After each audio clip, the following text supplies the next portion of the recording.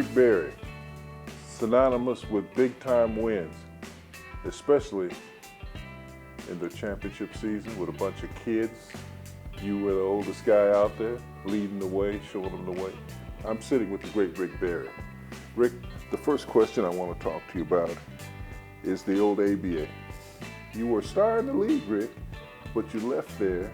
You go to the ABA, dominate, and then you come back to the NBA. Can we just talk a little bit about those thoughts? Well, if I had to do it over again, if I could be where I am today and have the wife that I have and the son that I have and the friends that I have, I probably wouldn't have left after having experienced what I experienced. It was so Bush League and so many crazy things that went on there. But everything in life happens for a reason, and I don't live in the past. And so I made the most of the situation. It was basically because I always had fun playing basketball. And I come off my second year in a row coming out of college. It doesn't happen very often. I made first team All-Pro as a rookie. And I made first team All-Pro in my second year. And I was All-Star MVP in my second year. I led the league in scoring in my second year. And we came within 2 plays, pick and roll plays involving Nate Thurman and myself against Will Chamberlain, that if they'd gone our way, we win the championship in 6 games. And I didn't have fun. It wasn't fun for me. Basketball had always been fun. And God rest his soul, and I really liked him as a person, but Bill Sharman was not fun to play basketball for. Yeah. We hardly ever got a day off. It was crazy. He's the one that started those ridiculous morning shoot-arounds, which I think to this day is the biggest waste of time in the world. We used to get out then. We would go out in jeans and sneaks just to be able to go and just to shoot. I know what it was for. It was to get you out of bed. So you didn't spend your whole day laying in bed, and then you go to the game, and all of a sudden you're like a big log. Sure. Okay? And the whole thing about it was get used to the baskets, right? Okay, that's what it was for. So, which wasn't the truth. It was to get you out of bed. Why just be honest? And I could say, well, listen, get us out of bed, but let's have a meeting in the hotel and go over the strategies and all. But don't make me go out and have to go ahead and use energy when I'm going to have to be back there playing 40 minutes or more that night in a basketball game. And the next night. Yeah, and the next night traveling coach and getting no sleep and washing your uniform in the shower and hoping it dries for the next game. Stop it, I just had flashbacks. Yeah, Rick, I know. You're cruel, man. Different world. It's a different world out there. Well, so let's talk about that different world. You know, what do you see? The game is a global game, Rick. Yeah, that's because David Stern came in and brought Rick Welch, who I knew, who was working for Seattle Supersonics when I was living up in Mercer Island and doing stuff for the work for the Sonics. And turned it into a multi-billion-dollar global success.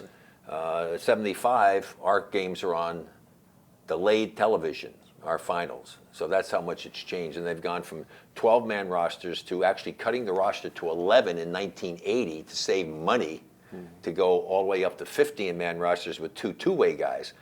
And actually, I would have continued my career. I had an operation after my last year with the Rockets, and I hadn't felt that good in 10 years. Never played another NBA game. I went on a tour with a bunch of guys, with Phil Jackson as our player coach and Bobby Dandridge, and with Pete Maravich and all. We had a great time going over, and I felt so good playing basketball, but never played again. I was going to play with the Celtics like so many other players had done. But when they cut the rosters to 11, you know, they weren't going to take me. I was 36 years old. I could have probably played at least 2, 3, 4 more years if I didn't get hurt. And I wasn't able to do that, so that just shows you how how the game really has changed, and the money has become such a big factor. But the ABA was tough. It was very difficult. You know, when I first I knew about you when I was in high school and stuff, because we always tried to shoot your Rick Barry jump shot. You know, where you come down and you pull up a little bank shot, so we were all trying to shoot that. But a guy named Tom Washington played with me, Trooper. Yeah, with the Nets. He used to brag about you. I can't swear because it's a children's show too. But he used to brag about Rick Barry. He used to say, Rick Barry is one of the baddest, easily. No, I remember Trooper was a tough defensive player. He said he used to play with you. Yeah, no. You know how you would set him up and he would set you up, you know, all of that little stuff. Are you seeing that today, Rick? Do we see that today? You don't see it as much as you can because there's so much of one-on-one stuff that goes on. That's why I don't like to watch a lot of the games when they hit too much of the one-on-one, because basketball is a game of moving, passing, cutting, forcing the defense to make decisions. My father always told me, son, the more decisions you can force the defense to make, the more the likelihood they'll make a mistake. And if you're intelligent and you understand how to play the game, you'll capitalize on those mistakes and you'll get all kinds of easy opportunities, which is why the Warriors had the run that they had for those 5 years, because they played that way. Yeah. And that's what will happen. But you have to pick the correct players who understand the game, who know how to play the game the correct way, who are willing to play unselfishly. Yeah. And it's up, I think, all on the coaches, because the coach is the one that's putting in what your offense is going to be. Exactly. And you have to put an offense in that utilizes the skills and talents of the players that you have.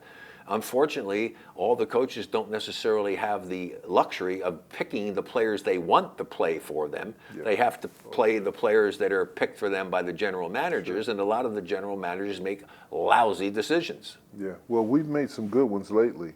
Yes, you have. And I tell you, and I know you love our kids, because just what you said, Rick, they play together.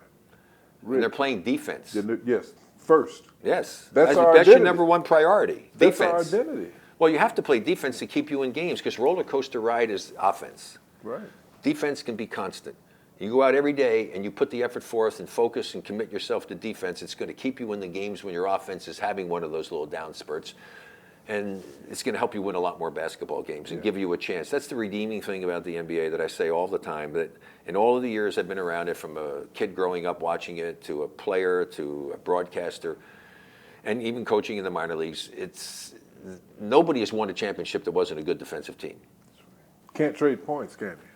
No, well, it's not. Yeah, the thing is you have to make the other team work for their points. You can't give them easy points. If you take away, you limit the number of transition baskets they get, fast breaks, cut those down, minimize the second chance opportunities by keeping people off the offensive glass.